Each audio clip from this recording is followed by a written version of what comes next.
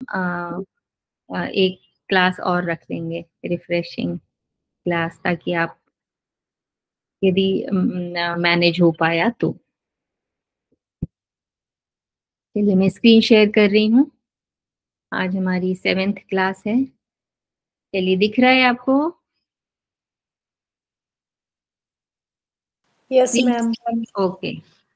चलिए आज हमारा जो टॉपिक है वो है योग प्रशिक्षण में प्रश्न पूछने की कला और विज्ञान।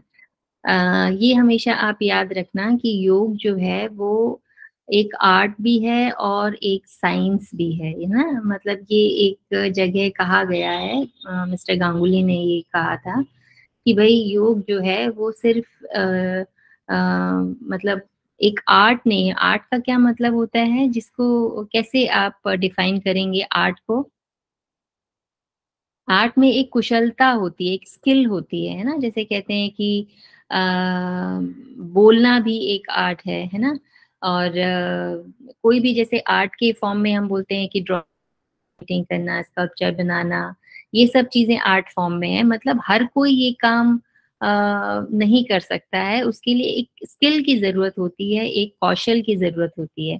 तो योग भी उनमें से एक है। और साइंस भी है। साइंस का क्या मतलब है कि जिसका जो फैक्ट्स पे बेस्ड हो, है ना, जो लॉजिक पे बेस्ड हो। तो आपका जो पूरा शरीर है ये खुद ही एक बहुत बड़ा साइंस है। मतलब इसको आप इसको समझना और इसको अच्छी तरह से रखना पूरी लाइफ, ये भी एक बहुत बड़ा आर्ट है कहना चाहिए। तो योग जो है वो वही चीज है कि आपके शरीर के साइंस को समझता है, आपकी साइकोलॉजी को समझता है ना, आपकी फिजियोलॉजी को समझता है, आपके एनाटॉमी को समझता है, और उसके बाद में आपके उसके हिसाब से जो है वो प्रैक्टिसेस आप करते हो, और उसका लाभ आपको पूरा मिलता है यदि आप पूरी तरह से अच्छी तरह से उसको समझ के करते हो। तो इसीलिए ये कहा गया है कि प्रशिक्षण जो है वो एक विज्ञान है, क्योंकि वो वैज्ञानिक सिद्धांतों पर चलता है, और कला भी है क्योंकि ये कौशल्यपूर्ण काम है।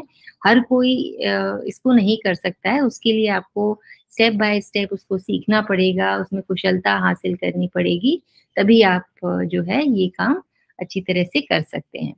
तो जब आप टीचर, यदि आप स्टूडेंट हैं तो आप को टीचर सिखाएगा, और यदि आप टीचर हैं तो आप स्टूडेंट्स को सिखाएंगे।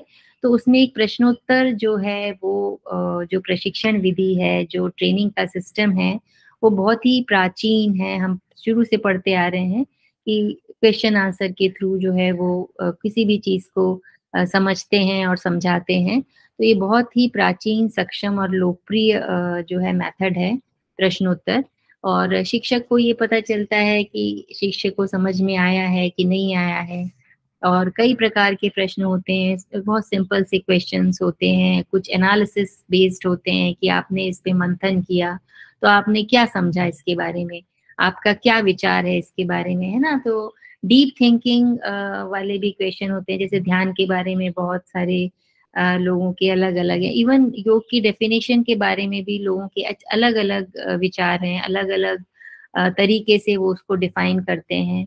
आसनों को बहुत तरह से मतलब महर्षियों ने बताया है कि ऐसा भी करिए, वैसा भी करिए। तो सबका अलग अलग विचार और अलग अलग सोच के हिसाब से चीजें सामने आती रहती हैं। तुलनात्मक मतलब कंपैरिजन करके कि ये सही है इसके लिए या ये सही है ना। कंपैरिजन भी एक बहुत बड़ा तरीका है किसी भी चीज को समझने के लिए, क्योंकि वो सब चीजें आपको सोचने पे मजबूर करती हैं। तो अच्छे प्रश्नों का जो है मूल स्वभाव जो है वो ध्यान में रखना चाहिए। और कठिन प्रश्न ऐसा ये एक सिंपल सी फिलॉसफी है कि जो बच्चे बहुत अच्छे से पढ़ते हैं या टीचर को समझ में आता है कि हाँ ये बहुत मेहनत करते हैं, तो उनसे उनके लेवल के क्वेश्चंस पूछने चाहिए, थोड़े टफ क्वेश्चंस पूछने चाहिए। और जो थोड़े से नॉर्मल हैं या बहुत धीमी गति से उनको समझ में आती है चीजें, तो उनसे भी क्वेश्चंस करने चाहिए, लेकिन थोड़े इजी क्वेश्चंस, ताकि वो उसका जवाब दे सकें। और जब कोई भी स्टूडेंट टीचर का पूछा हुआ कुछ भी बताता है, आंसर करता है, तो उसको एक अंदर से बहुत खुशी और एक मोटिवेशन मिलता है, और टीचर को भी उसको मोटिवेट करना चाहिए ताकि वो और अच्छे से उस चीज़ को समझे और आगे बढ़े। तो इसीलिए सारे ही क्वेश्चंस जो हैं वो थोड़े से इंस्पिरेशनल और आगे बढ़ाएँ स्टूडेंट को, इस तरह से होना चाहिए। अर्थपूर्ण होना चाहिए, संदेह उत्पन्न करने वाले नहीं होना चाहिए और जो प्रशिक्षक हैं, योग प्रशिक्षक हैं, वो प्रश्न जो है वो विनम्रतापूर्वक पूछें, बहुत कठोर शब्दों में या बच्चों को हैरेस करने की दृष्टि से या उनको डाउन करने की दृष्टि से ना पूछें। और जो विशेष शब्द इसमें यूज़ किए गए हैं वो है कला और विज्ञान, आपको याद रखना है, प्रश्न पूछना है बच्चों से, ये याद रखना है। पाठ का प्रस्तुतिकरण कैसे आप करते हैं वो आपको ध्यान में होना चाहिए और फिर है योग प्रशिक्षण, किस तरह से आप उनको ट्रेन करते हैं। तो ये इसमें लिखा हुआ है, देखिए कि प्रशिक्षण एक कला और विज्ञान है और जो प्रशिक्षण है, जो ट्रेनिंग है वो हर जैसे कि हर स्टूडेंट अलग होता है, वैसे ही हर टीचर भी अलग होता है। उसको सिखाने स्टूडेंट को क्या सिखाना है, कैसे अपनी बात को प्रेज़ेंट करना है उनके सामने, ये सबका तरीका अलग-अलग होता है। लेकिन ये सारे जी तरीके जो हैं वो वैज्ञानिक सिद्धांतों पे चलते हैं। क्योंकि जब भी आप सीखते हैं या सिखाते हैं, तो सिर्फ़ जो टेक्स्ट में लिखा हुआ है, वही सिर्फ़ आप डिलीवर नहीं करते हैं, उसको किस तरह से प्रेज़ेंट करना है, बच्चे जो हैं आपकी क्लास में वो किस कैटेगरी के हैं, कहाँ से वो आते हैं, है ना? उनको कितना नॉलेज है, किस बच्चों पे आपको कितना ध्यान देना है, ये सारी चीज़ें, उनकी साइकोलॉजी क्या है ना? क्योंकि बैकग्राउंड जो है स्टूडेंट का या टीचर का बहुत इम्पोर्टेंस रखता है कि वो कहाँ से आते हैं, उनकी जो विचारधारा है वो कैसी है, उनकी थॉट प्रोसेस कैसी है। तो इसलिए ये जो सारी चीज़ें हैं क्योंकि बहुत सारे विज्ञान की ब्रांचेस इससे लिंक्ड हैं, जैसे शरीर का विज्ञान, मानसिक विज्ञान, समाजशास्त्र यानी सोशियोलॉजी है, एजुकेशन इसमें के जो सिद्धांत हैं वो हम इसमें यूज़ करते हैं। तो इस तरह से हमको पूरी तरह से प्रशिक्षण को चैनलाइज़ करना चाहिए। अब ये जो योग है वो मैथमेटिक्स की तरह नहीं है कि कुछ फ़ॉर्मूले आपने बता दिए और उसके हिसाब से जो है क्वेश्चंस को उन्होंने सॉल्व कर दिया। ये जो है ये आप कितने स्किल्ड हैं इस पे डिपेंड करता है। आपको उसके बारे में कितनी नॉलेज है इसके बारे में डिपेंड करता है क्योंकि मैथ्स जो है वो भी साइंस है लेकिन वो ये सब है कि वो कैलकुलेटेड है ना? उसमें ऐसा है तो ऐसा ही होगा, इस तरह से है, वो इंडिविजुअल पर्सन के ऊपर डिपेंड नहीं करता, वो तो जो फैक्ट है, जो लॉजिक उस प्रॉब्लम में है, जो भी मैथमेटिकल एक्सप्रेशन में है या जो भी आप पढ़ रहे हैं मैथ्स के, वो वैसा ही होना है, उसका और दूसरे साइकोलॉजी उसमें इन्वॉल्व नहीं होती है, ठीक है? लेकिन जो योग है वो एक तरह से कला है इसीलिए हम इसको कहते हैं कला है क्योंकि ये कौशल पे डिपेंड करता है। और कुछ लोगों में ये चीज़ें कहते हैं ना इनबॉर्न टीचर हैं वो या इनबॉर्न वो साइंटिस्ट हैं या इनबॉर्न वो आर्टिस्ट हैं। तो ऐसे हम कहते हैं कई बार क्योंकि उनमें ये स्किल काफ़ी जल्दी डेवलप हो जाती है जैसे जन्मजात शिक्षक हैं मतलब उनमें एक इस तरह का स्किल होता है कि वो दूसरों अपनी बात को दूसरों तक बहुत आसानी से पहुँचाते हैं और अच्छी तरह से उनको समझा सकते हैं यदि किसी को कुछ चीज़ नहीं आती है, तो बहुत अच्छी तरह से उसको प्रेज़ेंट करते हैं। तो ऐसा कहते हैं कि भई प्रशिक्षण का गुण जो है उनको ज बचपन से है। लेकिन कोई भी व्यक्ति जो है प्रशिक्षण की कला और विज्ञान जो है वो सही प्रशिक्षण से और अभ्यास से प्राप्त कर सकता है। तो ऐसा नहीं है कि वो इनबॉर्न है तो बस वही प्रशिक्षण मतलब वही एक अच्छे टीचर बन सकते हैं, ऐसा नहीं है। कुछ कोई भी जिसको भी इंटरेस्ट है वो यदि अपने आप को जो है इस फील्ड में बहुत अच्छे से नॉलेज ले और उस चीज़ को सीखे, है ना? और फिर कोशिश करे दूसरों को सिखाने की, तो धीरे-धीरे अभ्यास से और प्रशिक्षण से वो भी एक अच्छे टीचर बन सकते हैं। क्योंकि शिक्षक का काम होता है, वो होता है शिक्षा का प्रसार करना, ज्ञान का प्रसार करना और उस ज्ञान को आप दूसरों तक कितने अच्छी तरीके से पहुँचाते हैं, कितना प्रोत्साहन आप दूसरे बच्चों को दे सकते हैं, कितना रोचक वातावरण आप बना सकते हैं, लाइट वे में आप बहुत गूढ़ चीज़ें जो हैं वो समझा सकते हैं, तो ये आपके ऊपर डिपेंड करता है। और प्रश्नोत्तर जो है वो बाकी जो है द्वारा जो शिक्षण है, वो केवल बाकी विषयों से जुड़ा नहीं है, बल्कि योग प्रशिक्षण में भी आप उसको यूज़ करते हैं, क्योंकि प्राचीन समय में भी जब ऋषि या महर्षि जब सिखाते थे, तो प्रश्नों से ही जो है वो शिक्षण होता था। इन्होंने एक एग्ज़ाम्पल दिया है कि भगवद गीता में भी जो राम सुखदास हैं, उसका संदर्भ मिलता है परिप्रश्नेन सेवया, मतलब ये है कि प्रश्नोत्तर के द्वारा गुरु जो है वो अपने शिष्यों के प्रश्नों का हल करते हैं। और प्रशिक्षण के जो सभी प्रकार हैं जिसमें प्रश्नोत्तर वाली जो विधा है वो सबसे पुरानी है, इसको आप याद रखेंगे, बहुत ही सक्षम है और लोकप्रिय है।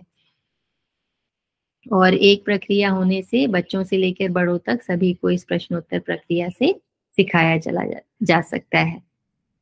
आपने देखा होगा कि जब बच्चे छोटे होते हैं, जब वो बोलना शुरू करते हैं, तो उनके इतने सारे सवाल होते हैं, हर चीज़ में वो क्वेश्चन करते हैं, ऐसा क्यों है, वो सा क्यों है? तो जो भी उनके साथ में बड़ा है, वो उनके क्वेश्चन का आंसर देता रहता है और वो क्वेश्चन्स पूछते रहते हैं। तो इससे उनकी लर्निंग जो है वो बहुत अच्छे से होती है और उनको बड़ा याद भी रहता है कि हाँ, ये जो चीज़ है, वो इस तरह से उन्होंने आंसर दिया था, तो वो बैठ जाता है उनके दिमाग में। तो ये इस तरह से आप समझ सकते हो कि कितना इम्पोर्टेंट अ, है ये। तो प्रश्न पूछने के लिए जो है शिक्षक को बच्चों की जब वो पूछते हैं तो उनकी क्षमता का पता चलता है और उनको समझ में आता है कि हाँ, इसको यहाँ तक समझ में आया, तो ये चीज़ इसका वीक है, तो यहाँ पे मुझे ध्यान देना है।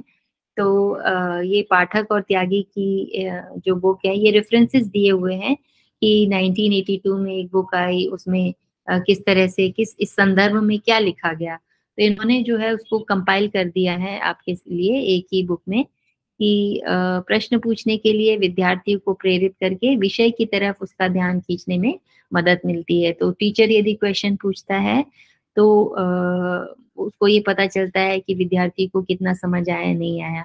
फिर विद्यार्थी भी पूछते हैं तो भी आपका पता चलता है कि आप कहाँ पर वीक हैं। तो इससे जो है प्रश्नोत्तर से रुचि भी बढ़ती है और क्षमता भी बनती है और आपका जो खाली समय है वो भी बहुत अच्छे से आप इसको सीखने में उसको यूज़ कर लेते हैं।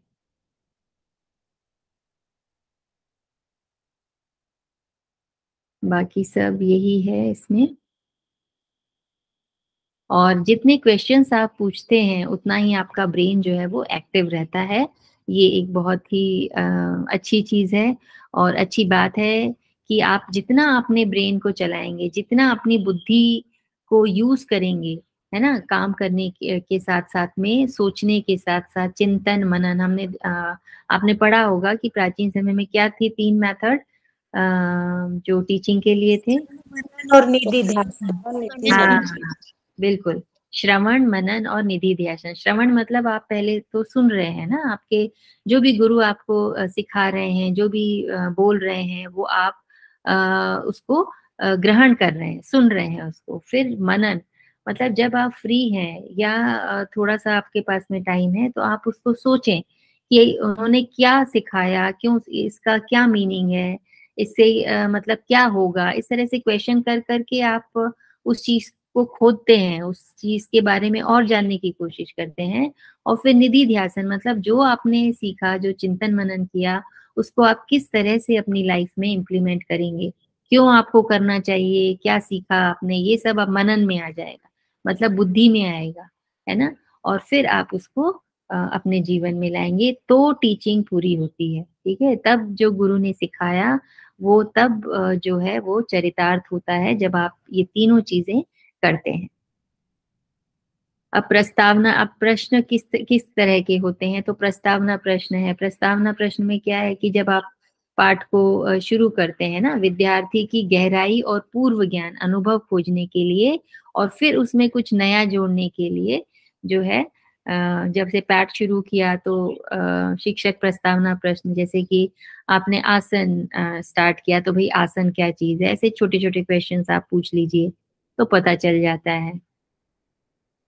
फिर जैसे कि इन्होंने खेती के बारे में कुछ बता रहे हैं, तो जैसे कपड़ा, कपड़ा हर कोई पहनता है, खाना हर कोई खाता है, तो अनाज कैसे होता है, रुई कैसे होता है, किस काम में आता है, कैसे उसकी प्रोसेसिंग होती है, उस पेड़ को क्या कहते हैं, फलाना, मतलब बहुत सारी चीज़ें हैं जो आप स्टार्टिंग से पूछ सकते हैं बच्चों से। तो इससे एक जब भी कोई टीचिंग, जब भी कोई सब्जेक्ट आपके रूटीन लाइफ से, आपकी प्रैक्टिकल लाइफ से कनेक्टेड होता है ना, या फिर आप कनेक्शन जोड़ देते हैं, तो उसको सीखने की इच्छा जो है वो थोड़ी-सी बढ़ जाती है, इंटरेस्ट पैदा हो जाता है कि हाँ, हम इसको यहाँ यूज़ करते हैं, या हम इसको यहाँ पर यूज़ करने वाले हैं, या हमने पहले कभी किया था।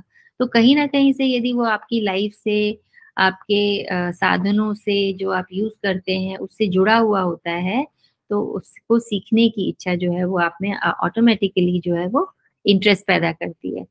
तो उसी तरह से जो यौगिक प्रशिक्षण है, आसन वाले हैं, उनको यदि आप शुरू करते हैं तो पहले आप पूछ सकते हैं कि भई क्या समझते हैं आप स्वस्थ?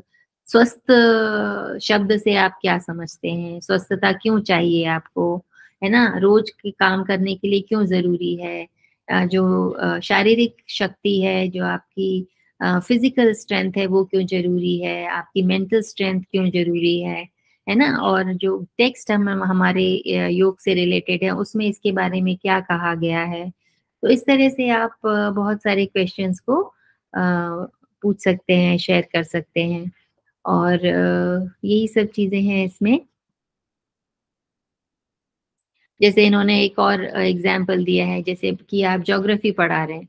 ज्योग्राफ़ी पढ़ा रहे हैं और आप किसी सिटी के बारे में या किसी कंट्री के बारे में उनको बताना चाह रहे हैं, तो सबसे पहले वर्ल्ड का मैप ले लें, या उस कंट्री का, यदि सिटी है, तो कंट्री का ले लें कि भई ये कंट्री किधर है पूरे ओवरऑल वर्ल्ड में, इतने कॉन्टिनेंट्स हैं, कहाँ पर ये कॉन्टिनेंट है, फिर कहाँ पे वो कंट्री है, फिर उस कंट्री में कहाँ पर वो स्टेट है, कहाँ पे वो सिटी है ना? उसके आस-पास क्या है, क्या इम्पोर्टेंट जो प्रसिद्ध जगह होती हैं, उसके आस-पास कौन-सी जो है वो बहुत पॉपुलर जगह है। तो इस तरह से कनेक्ट करके आप बहुत सारी चीज़ें से उनको इंटरेस्ट पैदा कर सकते हैं, या उसके स्पेसिफिक उसकी क्या खूबी है उस जगह की, क्या पॉपुलर है उस जगह का। जैसे यहाँ पर एग्ज़ाम्पल दिया है कलकत्ता।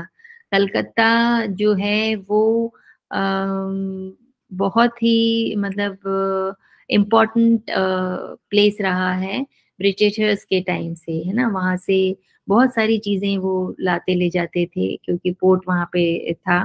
वहाँ पे डेवलप किया उन्होंने, और वहाँ पे जितनी भी चीज़ें उनको लगी कि ये अच्छी हैं, वो उन्होंने वहाँ से ले जाने के लिए बहुत सारा डेवलपमेंट, कॉलेजेस वहाँ सबसे पहले बनाए। तो इस तरह से उसका डेवलपमेंट 2-3 शहरों का बहुत ही अच्छी तरह से ब्रिटिशर्स के टाइम से ही हुआ है, और फिर वहाँ पे आज के समय में क्या-क्या चीज़ें फ़ेमस हैं, है ना? कौन से कारखाने वहाँ पर हैं, तो इस तरह से चीज़ें करेंगे तो या आप शेयर करेंगे स्टूडेंट से, तो अपने आप ही उसमें इंटरेस्ट जो है वो बढ़ जाता है।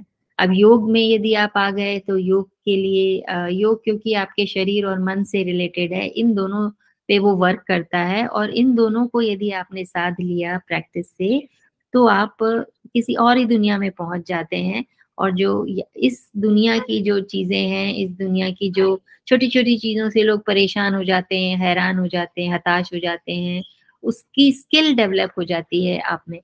तो स्टार्ट होता है ये अन्नमय कोश से, है ना? जो आपका शरीर है, वहाँ से स्टार्ट होता है। तो उस तरह से आप पहले शरीर पे आइए, फिर उसके इंटरनल ऑर्गन्स पे, फिर जो प्रक्रियाएँ हैं उन पे आइए, और उसके बाद में धीरे-धीरे जो है आप एनाटॉमी, फिजियोलॉजी के बाद जो है उसके बाद में जो है वो प्रैक्टिसेस आती हैं आपकी। तो इस तरह से जो है बहुत इंटरेस्ट डेवलप हो जाता है बच्चों का। फिर कुछ ऐसे क्वेश्चन्स होने चाहिए जो उनको सोचने पे मजबूर करें, है ना? इस तरह से आपने कुछ चीज़ उनको बताई, फिर आपने कुछ क्वेश्चन पूछा, तो वो सोचेंगे कि हाँ ये यहाँ पे क्या, आप जैसे कि कलकत्ता था ऊपर, तो कलकत्ता में और क्या चीज होती है, जूट की चीजें बनाई जाती हैं, भाई जूट की ही क्यों बनाई जाती हैं, किसी और रेशम की बनाई जाती हैं क्या? अच्छा रेशम की बनाई जाती हैं क्या, कॉटन है वहां पर? इस तरह से पूछ सकते हैं। अब सी है वहां पर, तो सी में और क्या क्या चीजें होती हैं, क्या उन चीजों का एक्सपोर्ट इम्पोर्ट होता है क्या कोलकाता में, है ना? इस तरह से क्वेश्चंस यदि आप, तो वो सोचेंगे बच्चे और फिर आपको वो आंसर करेंगे। तो ये जो चीज है, थिंकिंग प्रोसेस जो है वो डेवलप करने के लिए इस तरह के क्वेश्चंस पूछना जो है वो बहुत यूजफुल रहता है स्टूडेंट्स के लिए। वो बहुत अच्छी तरह से चीजों को सीखते हैं, और ना सिर्फ सीखते हैं, उसको याद भी रखते हैं। अब जैसे इन्होंने एक हिस्टोरिकल पॉइंट दे रखा है कि अकबर थे, उन्होंने राजपूतों के साथ अच्छा संबंध बनाया, तो भाई क्यों, क्या जरूरत पड़ गई उनको संबंध बनाने की? फिर उन्होंने कैसे संबंध बनाए? उन्होंने एक राजस्थानी लड़की से शादी करी, क्यों करी भाई? तो इस तरह से जब आप उसका चिंतन मनन करते हैं, हर चीज पे देखा जाए तो हमें चिंतन मनन करना चाहिए।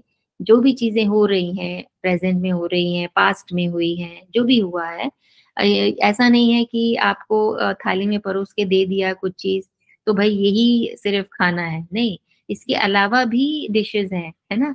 जो चीजें उस थाल में परोसी गई चीजों के लिए यूज हुआ है, जैसे कि आटा यूज हुआ है या चावल की एक डिश है, तो ऐसा नहीं है कि उस आटे से सिर्फ ये रोटी ही बन सकती है, उससे बहुत सारी और भी चीजें बन सकती है।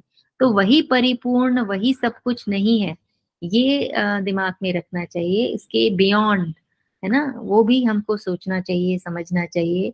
अपना एनालिसिस पावर जो है वो हमें हमेशा यूज करना चाहिए किसी भी चीज के लिए, कि भाई ऐसा हुआ तो क्यों हुआ, किसी ने बता दिया कि नहीं ऐसा ऐसा ऐसा ऐसा ऐसा है तो ऐसा ऐसा हुआ है, ठीक है, वो उसका पर्सपेक्टिव है। तो आपको भी अपना दिमाग लगाना चाहिए हर चीज के लिए, चाहे वो हिस्ट्री हो, चाहे प्रेजेंट हो, चाहे फ्यूचर हो, चाहे वो आपकी फैमिली से रिलेटेड हो, चाहे आपकी प्रोफेशन से, चाहे आपके सोशल फील्ड से रिलेटेड हो, या फिर आपकी कंट्री से, आपके पूरे संसार से। तो इस तरह से आपके अपना थॉट प्रोसेस जो है वो डेवलप अच्छी तरह से होना चाहिए, ये आपको याद रखना है। इससे स्नायु व्यवस्था, जैसे इन्होंने क्वेश्चन किया कि स्नायु व्यवस्था, स्नायु का क्या क्या मतलब है, स्नायु का क्या समझते हैं आप इससे? नर्व से। नहीं, स्नायु नर्व नहीं होता है। और कोई? तो नर्वस सिस्टम। नर्वस सिस्टम तो तंत्रिका को बोलते हैं ना, स्नायु किसको बोलते हैं, बताइए कोई।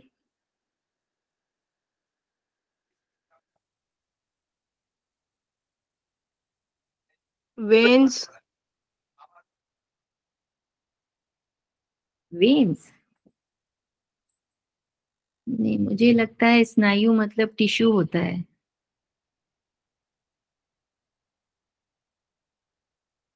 बताइए कोई हिंदी। हाँ हाँ बताइए।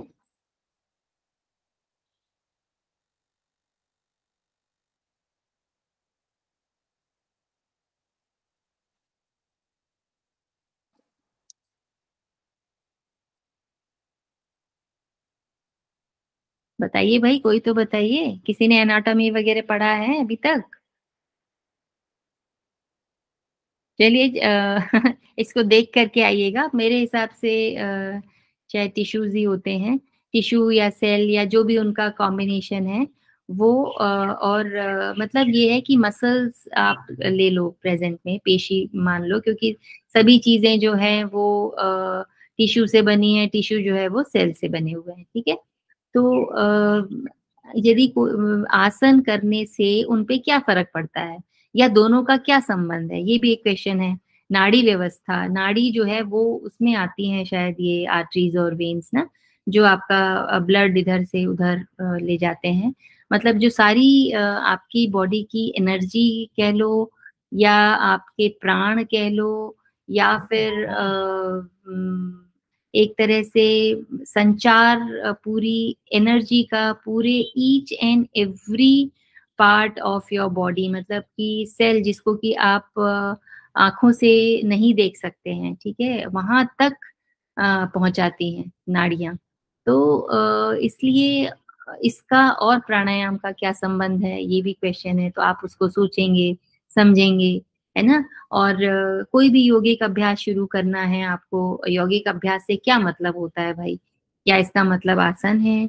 क्या इसका मतलब बंद लगाना है? क्या इसका मतलब ध्यान करना है? या फिर सीधा एकदम दीन दुनिया से सबसे अलग होके बैठ जाना, जंगल में चले जाना, इसका ये मतलब है? तो ये सब चीज़ें आपको पता होना चाहिए, आपको डिलीवर करना आना चाहिए, है ना? किस सीक्वेंस से आप करते हैं, हर चीज़ का एक तरीका होता है ना, एक सीक्वेंस होता है कि आपको पहले ये करना है। जैसे कि आप अपने दिन की शुरुआत कैसे करते हैं? सुबह उठते ही तो नहीं खाना खा लेते, सुबह उठते ही तो आप जो है अपना जो भी आपका काम है वो एकदम से तो शुरू नहीं करते। उसके लिए एक तरीका है कि सुबह उठना है तो आपको पहले ये करना है, फिर ये करना है, फिर ये करना है। यदि आप उस सीक्वेंस को फ़ॉलो करते हैं, तो सारी चीज़ें जो हैं वो सिस्टमैटाइज़ होती हैं, सिस्टमैटिक तरीके से होती हैं और at the end of the day आपको उसका एक अच्छा-सा रिज़ल्ट भी मिलता है। और आपने इधर का उधर कर दिया, एक जो काम था उसको आपने बहुत बाद में किया, बाद वाले काम को पहले कर लिया, तो कुछ अजीब-सी चीज़ हो जाती है, वो उस तरह से रिज़ल्ट नहीं देती जैसा कि आना चाहिए।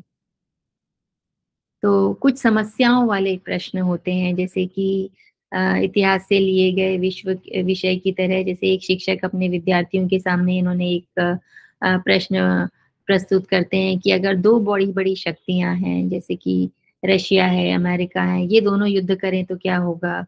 और या फिर हिटलर जगत का राजा होता तो क्या होता? तो इस तरह से है कि आप अपना व्यू दे सकते हैं, आप जब वो तो कब दे सकते हैं आप, जब आपने पहले कुछ हिस्ट्री के में ये सब चीज़ें पढ़ी हों, कि रूस किस तरह से डेवलप हुआ, पहले कितना बड़ा था, फिर ये कैसे कैसे एक रशिया में जो है पहले यूएसएसआर था, फिर रशिया बन गया, छोटा हो गया, फिर भी काफ़ी बड़ी कंट्री है लेकिन उसके पास इतना जो पावर है वो कैसे आया, अमेरिका के पास इतना पावर कैसे आया?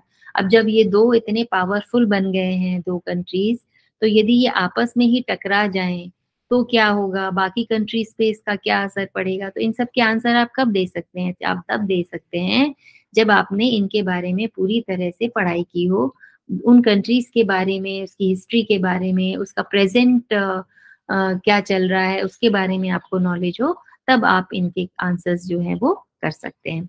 हिटलर के बारे में आप जानते हो कि भई वो क्या था, कहाँ से किस तरह से वो स्टेप बाय स्टेप करके जर्मनी का पूरा हेड कैसे बना और फिर उसने क्यों सोचा कि पूरे वर्ल्ड पे मेरा अधिकार हो, उसके लिए उसने क्या-क्या किया। तो ये सब जानने के लिए आपको जो है हिस्ट्री के बारे में, यदि आप हिस्ट्री के स्टूडेंट हैं, तो आप जब ये सब चीज़ें पढ़ते हैं, तो फिर आप एनालिसिस करते हैं उसके बारे में, है ना?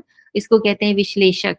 है ना? तब फिर आप एक कंक्लूज़न पे पहुँचते हैं कि यदि ऐसा हो जाता मान लो, तो फिर क्योंकि आपको हिटलर के बारे में पता है, आपको उसकी कंट्री के बारे में पता है, आपकी उसकी जो जर्नी उसने की, बर्थ से लेकर के जब तक वो रहे इस दुनिया में, तब तक उन्होंने क्या-क्या काम किया, किस-किस तरह से उनकी सोच, आपकी जो सोच है, वो आपके काम से रिफ्लेक्ट होती है।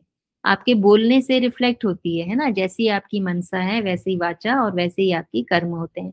तो इन सब चीज़ों से दूसरे लोग जो हैं, जो आपको देख रहे हैं, ऑब्ज़र्व कर रहे हैं, वो आपके बारे में कुछ-कुछ चीज़ें लिखते हैं कि भई वो ऐसे थे, वो ऐसे थे, क्योंकि हमने तो देखा नहीं। तो उन सबको जब आप इकट्ठा करके पढ़ते हैं, तो आप अपना अलग माइंडसेट बनाते हैं और फिर आप ये बता सकते हैं कि मेरे हिसाब से यदि वो ऐसे होते तो ये चीज़ें होती हैं। अब ये सब चीज़ों के लिए डीप स्टडी की ज़रूरत पड़ती है ना?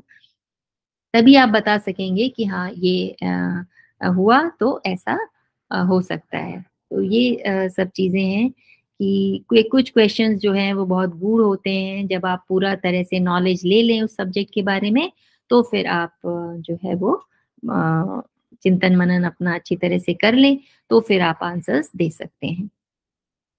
जैसे योग के क्षेत्र में प्राणायाम का जो है वो श्वास-प्रश्वास की प्रक्रिया से संबंध होता है, तो इसमें क्वेश्चन बनते हैं कि क्या प्राणायाम श्वास-प्रश्वास से या नाड़ी संस्थान से संबंधित है? और यदि है तो वो कैसे है? क्या श्वास को रोकना प्राणायाम है? ये कहीं-कहीं लिखा गया है, तो इसको क्या कहते हैं? जो है बोला गया है, प्राणायाम से आप क्या समझते हैं? अच्छा, गाना गाते समय या वज़न उठाते समय क्या हम श्वास को नियंत्रित करते हैं? और यदि नियंत्रित करते हैं, जैसे सिर्फ़ गाना गाते समय नहीं, खाना खाते समय भी जो है श्वास की एक प्रक्रिया होती है, जब आप सोते हैं, उसकी एक प्रक्रिया होती है, जब आप बहुत दौड़ लगाते हैं, बहुत मेहनत करते हैं, बहुत कार्डियो टाइप काम करते हैं, तब आपकी श्वास अलग होती है, तो उसका आपके लंग्स पे क्या फ़र्क पड़ता है? ये भी एक क्वेश्चन हो सकता है ना? तो इस तरह से जो है ये सारे जो क्वेश्चन्स हैं, ये तब आते हैं, जब आप प्राणायाम को अच्छी तरह से पढ़ चुके हैं, समझ चुके हैं, तब फिर आप ये आंसर्स दे सकते हैं। उसके लिए भी आप उसको अच्छी तरह से पढ़ेंगे, समझेंगे, 10 टेक्स्ट को पढ़ेंगे, कहाँ पर क्या कहा गया है, ऐसा यदि कहा गया है तो क्यों कहा गया है? ये जो क्यों, कैसे वाला जो क्वेश्चन्स हैं, उससे आप जो है वहाँ के डीप उसके रूट तक फिर जो है आप पहुँचते हैं। जैसे और है ये कि जब आप साँस लेते हैं तो आपकी छाती का विस्तार होता है या छाती का विस्तार होता है इसीलिए आप श्वास लेते हैं, ये भी एक चीज़ है, छोटी-सी है, लेकिन ये प्रिलिमिनरी वे में आप पूछ सकते हैं किसी भी स्टूडेंट से। और जैसे श्वास ले रहे हैं आप तो कौन-सा हिस्सा विस्तार पाता है और क्यों पाता है? क्या ऐसा अंदर होता है कि आपके लंग्स को फैलने की जगह मिलती है? हमेशा क्या वो ऐसा ही रहता है, नहीं रहता है? तो कौन-सी चीज़ के मूवमेंट से आपके लंग्स को फैलने की जगह मिलती है और कितना आप फैला सकते हैं? कितनी कैपेसिटी आप यूज़ करते हैं एट प्रेज़ेंट? एक नॉर्मल जो व्यक्ति है, जो प्रैक्टिशनर नहीं है और एक जो प्रैक्टिशनर है, उसकी लंग कैपेसिटी में क्या फ़र्क होता है? और कितना फ़र्क होता है, कैसे उसको पाया जा सकता है। तो इस तरह से एक ये क्वेश्चन है कि क्या श्वास अंदर लेने से पेट या छाती अंदर जाती है या सिर्फ़ छाती में ही विस्तार होता है? तो इस तरह के क्वेश्चन जो हैं वो आप जब पूछते हैं तो ये क्वेश्चंस किसी टेक्स्ट में हो ज़रूरी नहीं है।